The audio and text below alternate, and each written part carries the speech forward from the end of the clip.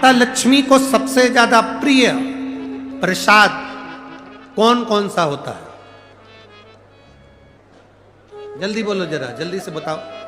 माता लक्ष्मी का प्रिय प्रसाद कौन सा है? कोई कहेगा खीर, कोई कहेगा सीरा हलवा, कोई कहेगा सिंघोड़ा, कोई कहेगा सीताफल, कोई कहेगा फल।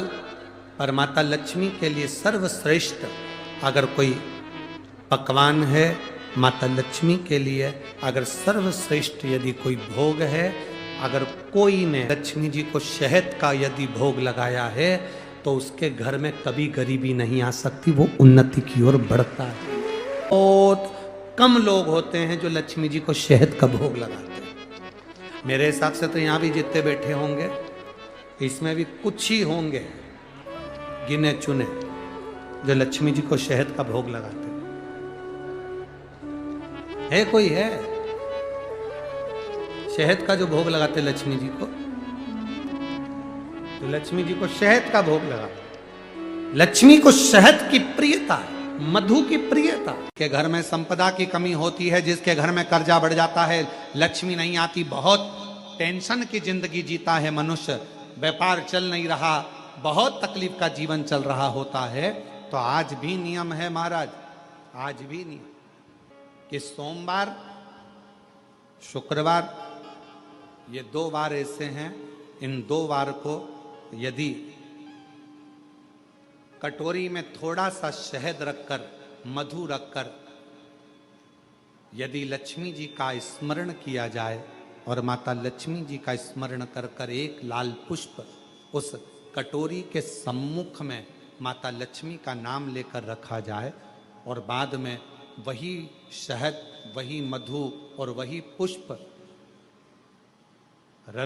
सोमवार का दिन और शुक्रवार के दिन लक्ष्मी का पूजन कर कर, स्मरण कर कर, दूसरे दिन शुक्रवार के दिन पूजन करें, शनिवार के दिन उस मधु का, उस पुष्प का विसर्जन करें, सोमवार के दिन पूजन करें लक्ष्मी जी का स्मरण कर कर, और मंगलवार के दिन अगर विसर्जन करें, 5 या 7 सोमवार या शुक्रवार को यदि आप मधु का भोग लक्ष्मी जी को लगाना प्रारंभ कर दें, शिव का नाम स्मरण कर कर, तो उसके घर में कभी संपदा की कमी नहीं होती, लक्ष्मी उस संपदा को बढ़ाती है। और हम तो यहां तक कहेंगे, प्रयास करो, अगर आपके घर में छोटा सा शिवलिंग विराजमान है, आपके घर में अगर छोटा सा शंकर जी का शिवलिंग है, छोटा सा शंकर भगवान का शिवलिंग है, या आपके घर में कुबेरेश्वर धाम का कंकर है, और आपके घर में यदि शंकर भगवान का शिवलिंग है, या सीहोर का रुद्राक्ष हो, या शंकर भगवान का शिवलिंग हो, या कंकर शंकर हो, तो निवेदन है जहां पर भी शिवलिंग आपके घर में विराजमान है, अगर छोटी सी कटोरी में एक बेलपत्र को आप नीचे रखिए, छोटी सी कटोरी उस बेलपत्र के ऊपर रखकर उसमें थोड़ा सा मधु, शहद, शंकर भगवान की साक्षी में शिव जी के सामने अगर शुक्रवार की शुक्रवार रखना प्रारंभ कर दो, धीरे धीरे संपदा की वृद्धि अपने आप होना प्रारंभ होगा।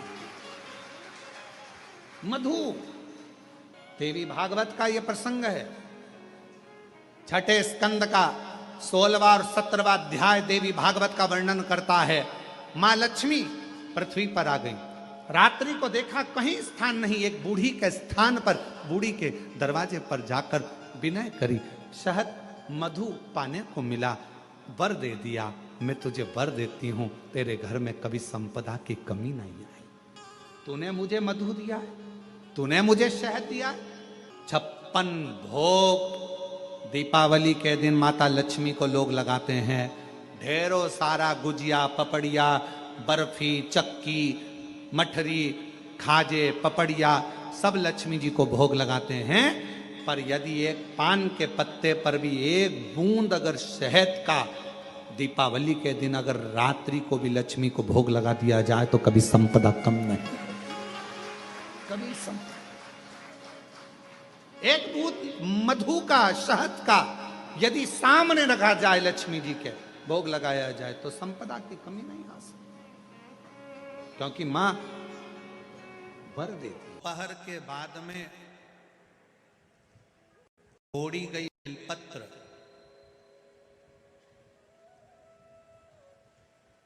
दोपहर के बाद अगर हम बेलपत्र को तोड़कर शंकर भगवान को समर्पित करते हैं तो शिव उसे स्वीकार नहीं करते। फूल सूर्य की किरण निकलती है, प्रकाश थोड़ा सा हो जाता है, थोड़ा सा उजाला हो जाए और रात्रि सूर्य अस्त के पहले पुष्प को हम तोड़ सकते हैं, फूल हम तोड़ सकते हैं। बेलपत्र सुबह से लेकर दोपहर तक हम तोड़ सकते हैं, पर दोपहर के बाद में बेलपत्र को नहीं तोड़ा जाता।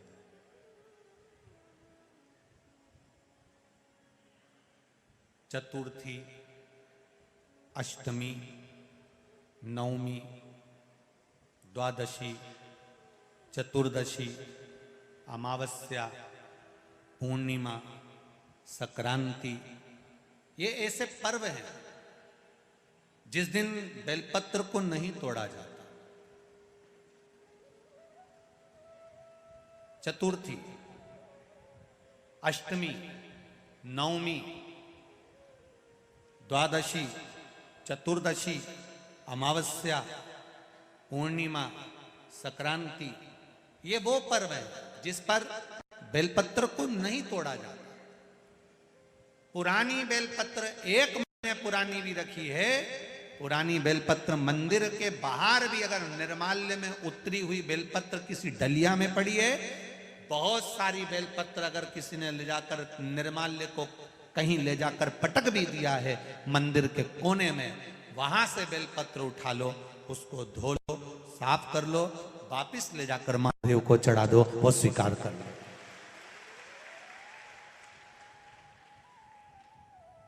पशुपति व्रत कर रहे हो,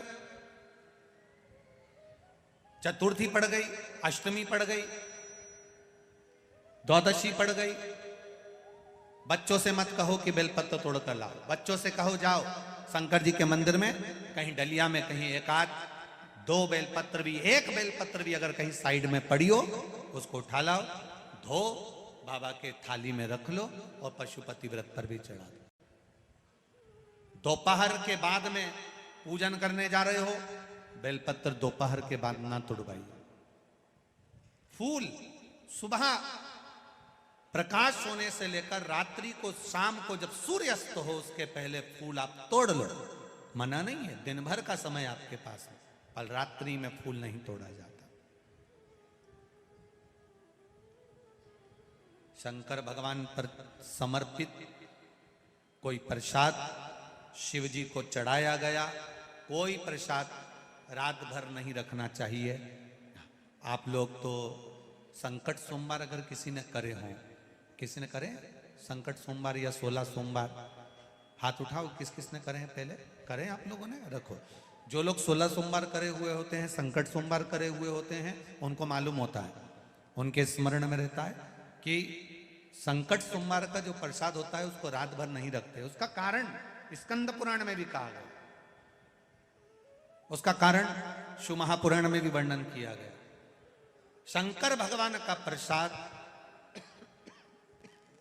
शिव जी का प्रसाद, अगर जितना जितना अंधेरा बढ़ते चले जाता है, जितना जितना रात्रि होती चली जाती है और दूसरा दिन अगर लग जाता है, तो उस प्रसाद पर आपका हक नहीं रहता, उस प्रसाद पर फिर चंड का हक हो जाता, फिर उनके गणों का हक हो जाता है, फिर आपका हक समाप्त।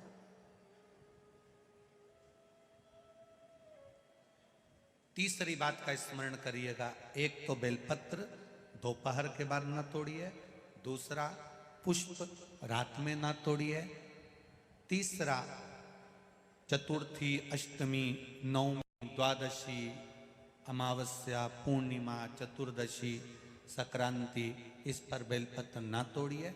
मंदिर की चढ़ी हुई, कहीं रखी हुई, कहीं अगर निर्माल्य में भी कहीं ले जाकर पड़ी है, वो भी समर्पित कर सकते हो। बेलपत्र तो यहाँ तक वर्णन करती है कि अष्टमी नवमी दोनों पड़ रही है और आपको बेलपत्र की जरूरत पड़ रही, तो एक बेलपत्र को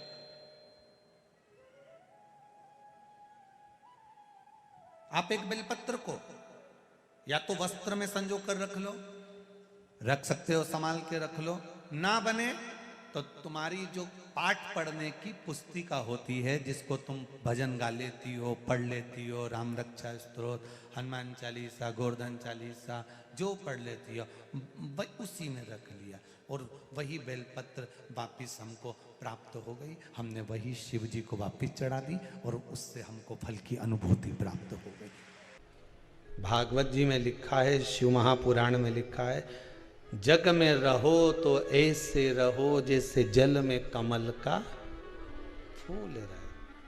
कीचड़ कमल के पुष्प पर नहीं लगना चाहिए।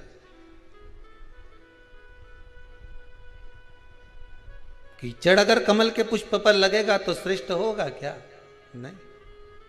संसार में रहो मना नहीं है, ये झूठे संसार में हमें रहना पड़ेगा, परिवार में हमें रहना पड़ेगा, कुटुंब कबीले में हमें रहना पड़ेगा, सारे परिवार में तुम रहो, पर एक बात का ध्यान रखकर रहना कि हमें संसार में रहना, पर संसार का कीचड़ हमारे ऊपर नहीं लगना चाहिए। कोई तुमसे कह दे कि इससे कोई घर छूटे, इससे कोई परिवार छूटे, के रखना 2 मिनट में छोड़ दूंगी, 2 मिनट में, तो कहां जाएगी छोड़ के? तो चिल्ला के मैं तो वृंदावन चली जाऊंगी, ने मथुरा चली जाऊंगी, ने गोवर्धन चली जाऊंगी। काय के लिए जाए? वहां कोई संत मिलेगा, उसकी शरण में चली जाऊंगी। आप लोगों की जो विचार दृष्टि है ना, यही है। बोलो सही है कि गलत है? कोई संत मिले, कोई साधु मिले, कोई तपस्वी मिले, उसकी शरण में जाऊंगी। पर शिव महापुराण तो स्पष्ट मना करती है। शिव महापुराण की कथा कहती है, तुम संत के ढूंढने के लिए वृंदावन काय को जाओ, तुम संत को ढूंढने के लिए मथुरा काय को जाओ, तुम संत को ढूंढने के लिए हरिद्वार काय को जाओ, तुम संत को ढूंढने के लिए मां काशी काय को जाओ, तुम संत को ढूंढने के लिए सीहोर काय को आओ। तुम तो अपने घर में कोई ऐसा संत पैदा कर दो कि दुनिया तुम्हें ढूंढती हुई। तुम काय को जा रहे हो किसी संत की शरण में? संत अपने घर में पैदा होना चाहिए।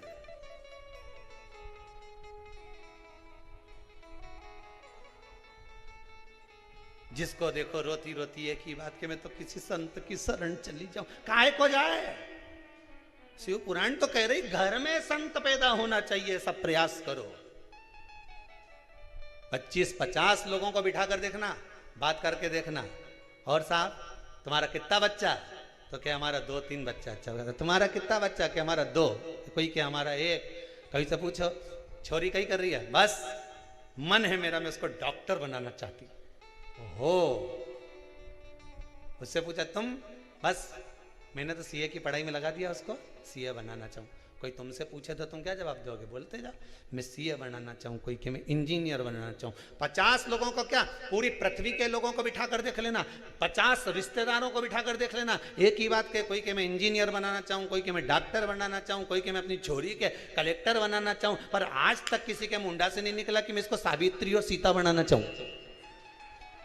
आज तक निकला किसी के मुंह से कि इसको मैं सावित्री बनाऊंगी, इसको मैं सीता बनाऊंगी, ने मेरे बेटे को प्रहलाद बनाऊंगी, ने ध्रुव बनाऊंगी, ने स्वामी विवेकानंद बनाऊंगी, ने रामकृष्ण परमहंस बनाऊंगी, ने जगत गुरु शंकराचार्य बनाऊंगी? एक के मुंडा से नहीं निकला। जिसके मुंह से निकला डॉक्टर बनाऊंगी, ने इंजीनियर बनाऊंगी, ने मैं ये बनाऊंगी, ने फलाना बनाऊंगी, ने ढिमका बनाऊंगी, है सब के मुंडा से निकले मैं ये बनाऊं। पर एक के मुंह से नहीं निकले कि मैं स्वामी विवेकानंद बनाऊंगी, मैं रामकृष्ण परमहंस बनाऊंगी, मैं जगत गुरु शंकराचार्य जैसा बनाऊंगी, मैं अपनी बेटी को सावित्री बनाऊंगी, मैं अपनी बेटी को सीता जैसी बनाऊंगी कि कहीं पर भी रहे पर मन उसका अपने पति के चरणों में लगा रहे। ऐसा बनाने का मैं प्रयास करूंगी। पर मुंडा से निकले तब तो डॉक्टर बनाऊंगी।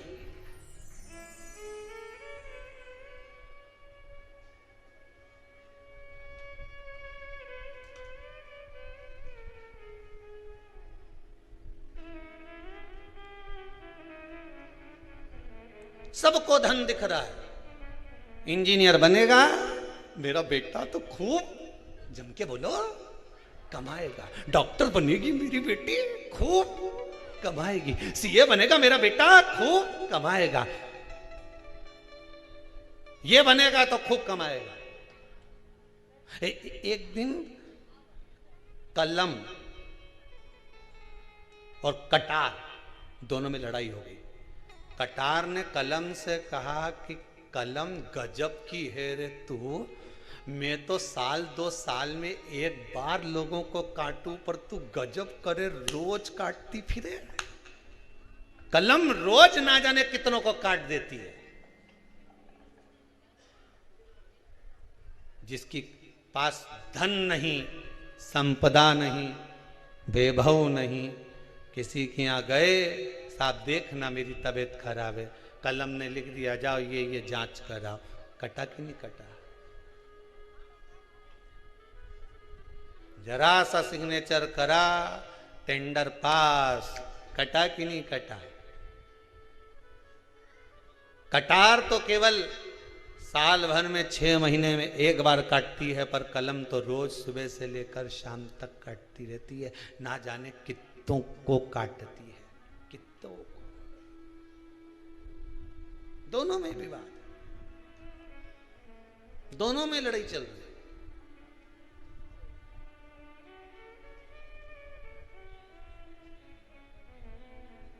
अपने बच्चों को स्वामी विवेकानंद बनाने का प्रयास तो करो।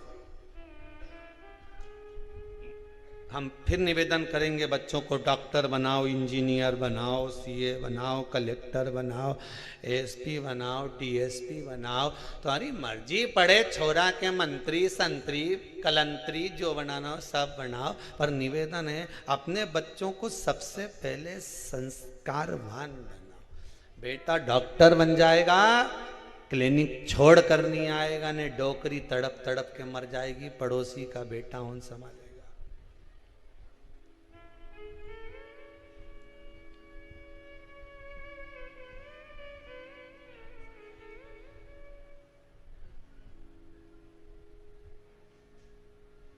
लक्ष्मी, वो कौन से 2 स्थान हैं जहां तू जाना पसंद नहीं करती है? लक्ष्मी, वो कौन से 2 स्थान हैं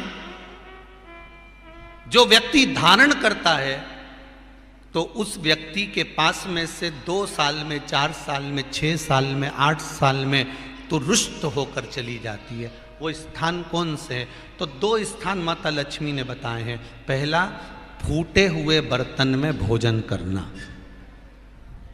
कौन से बर्तन में? जम के बोलिए जरा। जो टूटा बर्तन होता है, खंडित बर्तन होता है,